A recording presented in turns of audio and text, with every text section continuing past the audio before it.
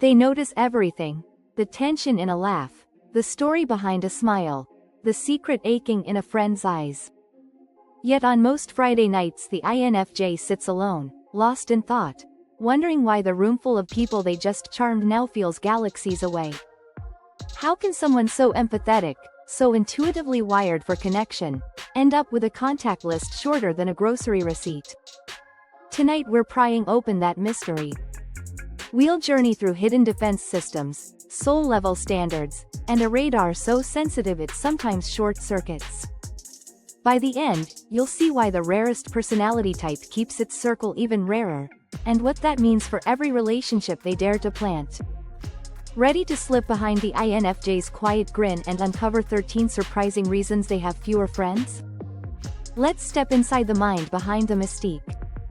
If digging into the secret gears of personality lights you up, tap that, punch subscribe, and share this video with the one friend who gets you on a cosmic level.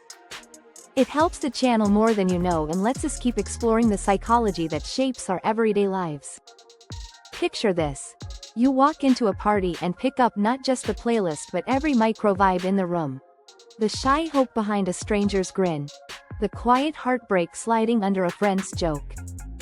For most people, background noise. For an INFJ, it's a surround sound emotional mixtape they can't turn down. That superpower lets them comfort, counsel, and charm with uncanny precision, for about an hour. Then the invisible inbox floods. Dozens of borrowed feelings demanding replies. Ever tried juggling other people's heartbreaks while keeping your own thoughts straight? No wonder an INFJ slips outside for fresh air, and never circles back. So the INFJ retreats, headphones on, curtains drawn, to sift through every emotion they collected like seashells on a crowded beach. They'll replay conversations, pinpoint feelings that weren't even spoken, and craft silent strategies to help everyone heal. Helpful? Absolutely. Draining? You bet. After a few cycles, the brain starts linking, hanging out, with heavy lifting, and casual invites feel less like fun and more like unpaid overtime. The paradox is brutal. The better they read a room, the faster that room empties their tank. Is it any wonder they guard their energy like gold? Imagine trying to make friends while carrying an internal lie detector set permanently to max sensitivity. That's life for the INFJ. The moment conversation drifts into shady territory, a gossip jab, a careless joke at someone's expense, their radar pings red. Values aren't guidelines, they're load-bearing beams. If a new acquaintance wobbles on honesty or compassion, the INFJ feels the whole structure shake. They'd rather stand alone on solid ground than lounge in a mansion built on cracks. Sounds intense? It is. But to an INFJ, compromising core ideals feels like swapping oxygen for perfume. Pleasant for a second, toxic long-term. Here's the quiet math. If an INFJ meets 10 new people, 9 will stumble over a deal-breaker they can't even see. Maybe it's bragging about a shady side hustle. Maybe it's mocking someone absent. The INFJ smiles politely, files the data, and slides the mental door shut. No drama, no lecture. Just a gentle fade-out that feels sudden only to the other person. Critics call it too picky. But from the INFJ's view, each friendship is a long-term investment, and ethical red flags signal market collapse. Better to walk away early than bankroll a moral recession. Think back to the last time someone tossed you a "so, what do you do?" at a barbecue. Most people give the quick resume reel and pass the salsa. An INFJ? They feel the gravitational pull of that question. Who am I in this moment, and what's the bigger story behind your life? They crave the marrow, not the meat. Small talk feels like wading in ankle-deep water while spotting a coral reef just offshore. If the conversation never dives, they'll politely drift away, still dry, still restless, still wondering what treasures stayed buried beneath polite waves. When they finally meet someone willing to plunge past weather forecasts and weekend plans, it's electric. The INFJ's eyes light up, metaphors fly. and they start stitching shared insights into a tapestry of instant trust. But that intensity can spook casual acquaintances craving lighter fare. Picture bringing scuba gear to a kiddie pool, impressive, yet overkill. So the INFJ learns to ration depth like fine wine. Still, many would-be friends decide water wings are safer. The result? Fewer contacts, but each one forged in the deep, pressure-tested places most conversations never reach. Picture a hall of mirrors where every reflection is somebody else's mood. That's a typical Thursday for an INFJ. Walk past a coworker's sigh, and their worry lands in your chest. Hear a friend's laughter masking hurt, and the bruise blooms on your own heart. Neuroscientists call it heightened mirror neuron activity. INFJs just call it Tuesday. The gift is empathy so vivid it feels like time sharing emotions. The cost? Your own feelings start echoing back at deafening volume until you can't tell which heartbreak is yours and which belongs to the stranger you helped in line for coffee. Soon the emotional download queue hits capacity. Each message notification, each ping of a friend venting, feels like another tab opened on an overtaxed browser. The INFJ's instinct is to help, draft advice, offer solace, imagine solutions, but compassion fatigue creeps in like a slow software crash. When every outing risks another payload of unfiltered feelings, retreat becomes a survival patch. They ghost group chats, postpone coffee dates, and hide behind busy to reboot. It's not that they don't care, they care so intensely the system overheats. Better to power down temporarily than fry the motherboard for good. Silence isn't empty to an INFJ, it's a charging dock. After a day of emotional cross-traffic, stepping into a quiet room feels like sinking into warm water, muscles unclenched, thoughts untangle, the inner battery icon finally turns green. They're not dodging people, they're recalibrating senses tuned to hurricane strength. Give them a novel, a night sky, or just the hum of a candle, and watch the social static drain away. But here's the twist. Every blissful hour alone widens the gap between them and friends who thrive on constant connection. Does the INFJ notice? Absolutely, and the guilt is real. Days slip by in restorative silence, and messages pile up unanswered. Friends ping, "You alive?" The INFJ drafts heartfelt replies, then overthinks tone, timing, emoji choice, and saves them to the abyss of unsent texts. By the time they resurface, the social current has moved on. Inside jokes evolved, weekend plans booked, emotional climates shifted. Re-entry feels like parachuting into a conversation mid-sentence.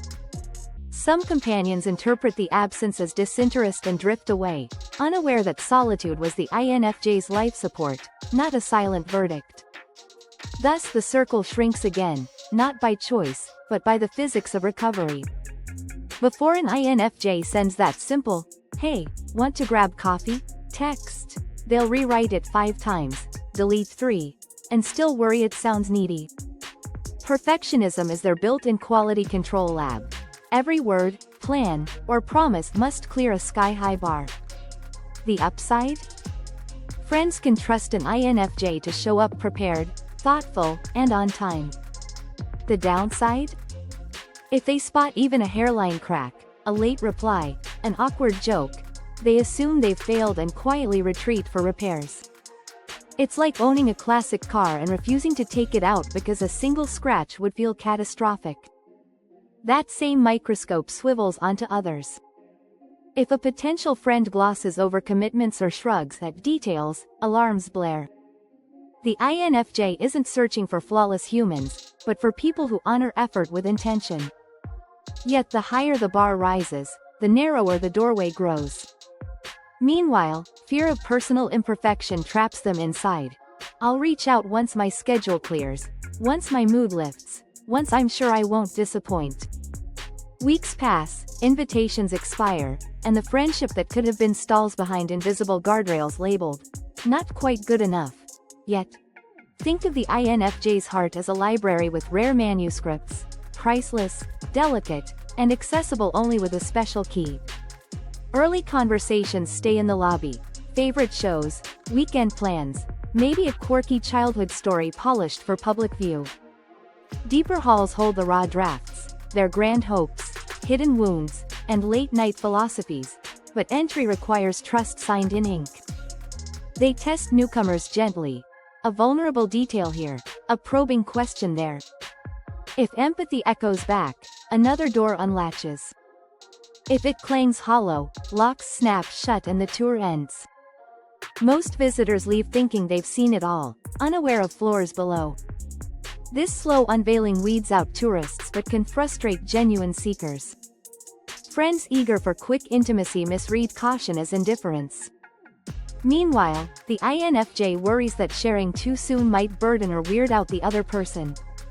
The standoff drags on, one side waits for an invitation, the other for a sign of staying power. Sometimes patience wins and a friendship forms like a time-lapse blossom. More often, life's currents pull people apart before the vault ever opens. Thus, the INFJ walks with stories unsaid, wondering if anyone will linger long enough to read the chapters inked in invisible ink. It starts with a ping. Want to grab coffee tomorrow? Most people tap, sure, and slide back to Netflix.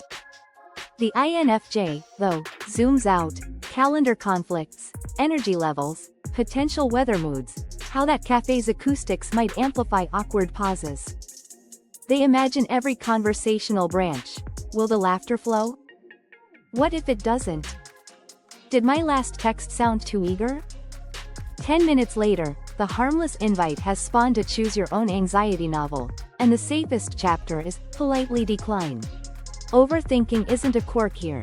It's a hyper-vigilant radar scanning for turbulence that might never come.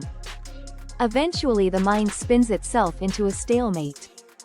The INFJ drafts, sure, sounds fun, then questions the exclamation point, reconsiders, fun, swaps in, great, deletes the whole thing. Minutes become hours, the invite expires, and they label the silence, my fault. Later, they replay every ripple. Did I disappoint them? Are they upset? The irony? The friend probably shrugged, grabbed coffee solo, and moved on none the wiser. But in the INFJ's mental cinema, the scene loops on permanent replay, each screening adding fresh layers of guilt and hesitation. A feedback loop that can stall future plans before they're born. Conflict feels to an INFJ like standing between two thunderclouds holding a metal rod, electric, deafening, inevitably painful. So when tension sparks with a friend, a misread tone, an unspoken disappointment, the instinct is not to argue but to vanish. They draft a thoughtful response, foresee every hurtful permutation it might trigger, and decide silence hurts less than a firestorm. From the outside it looks cold. One day they're all empathy, the next their presence is a blank space. Inside, it's triage, cutting off contact to stop potential bleeding before anyone sees a single drop.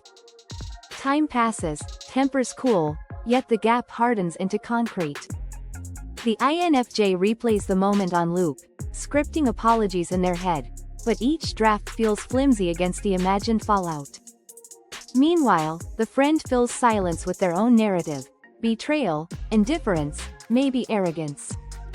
Neither version is accurate, but without dialogue, fiction reigns. Paradoxically, the INFJ's bid for harmony seeds deeper discord. A clean cut meant to spare feelings becomes an untended wound on both sides. They know it, ache over it, but still struggle to face the storm they tried to dodge, a self-perpetuating cycle of quiet regret. Statistically, INFJs hover around 1 to 2% of the population, rarer than left-handed redheads. Picture walking into a stadium packed with 50,000 people and realizing maybe 500 share your wiring. Now subtract the ones outside your age range, region, or interests, and the odds of bumping carts in the grocery line look slimmer than a lottery ticket. This scarcity breeds two feelings at once. Isolation, will anyone ever really get me?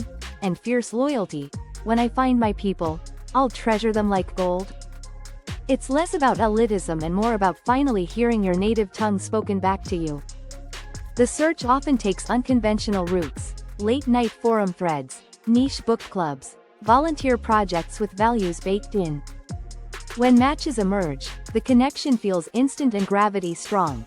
Conversations sprint past weather into worldview within minutes. The circle may stay small, but each member acts as an emotional home base where the INFJ can drop the mask, exhale, and simply be. Paradoxically, that rarity transforms scarcity into richness. Every bond becomes a hand-carved keepsake rather than a novelty keychain. So if you count an INFJ among your friends, know this: you're not just in their contacts, you're in their constellation.